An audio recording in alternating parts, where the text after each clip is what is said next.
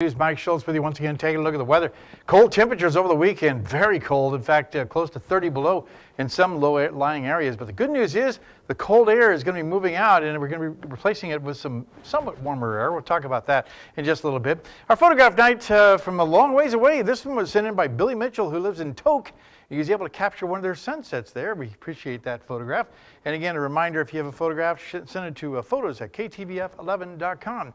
And once again, also a reminder, our Fab photo calendars are out and about, 13 different locations, including Driven Auto Body. You can catch that on Van Horn Road. They have them there. They're all free wherever you go. And again, the photos are the ones that you've sent in over the last year. Here's what's going on at the airport right now. 18 degrees below zero after a high of 16 below. The low last night, 28 below. But the good news is the temperatures are slowly warming. The record high, 41 in 1992, 46 below in 1906, sunrise and sunset, 4 hours and 35 minutes of daylight. That's a loss of 5 minutes from yesterday. Our satellite and radar showing some clouds starting to move in across the interior. That will keep the temperatures down as it will cap all the cold air from getting in and all the warm air from escaping. That's good news. We are looking at some moisture, possibly some snow shower activity in the forecast, but right now it doesn't look real strong. Clear skies over southeast Alaska, partly cloudy skies across the Gulf of Alaska, a few snow showers around Nome and Barrow, and also just partly cloudy skies at Fort Yukon after a high of 20 below. Lower 48 weather, a lot more weather to talk about. It's all starting to work its way across the northern and central plains, a big storm developing there. In fact, record cold temperatures possible as more cold air comes in from the north, from Canada, driving the temperatures down to some very, very cold temperatures, 10 degrees below zero in Billings, Montana by tomorrow morning, and widespread snow everywhere you look.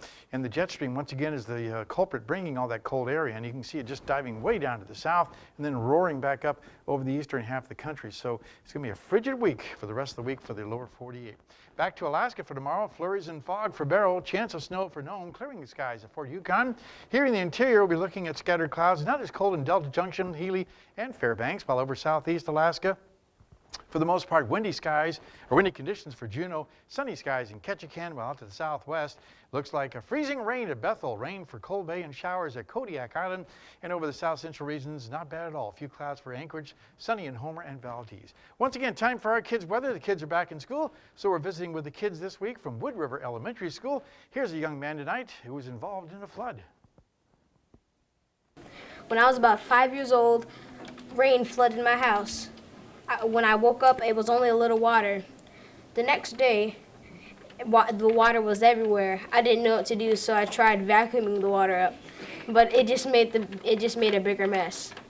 So I put towels all over the floor and turned the heat up. Then I found that my problem was solved. And tomorrow night, a young lady will be here to share a picture with us.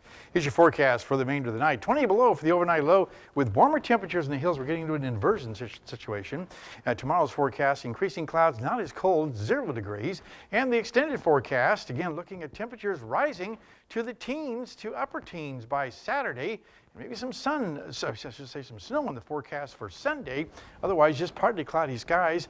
Overnight lows, not too uncomfortable also, 0 to 5 above after looking at, like I said, close to 30 below over the weekend. And of course, with the air conditions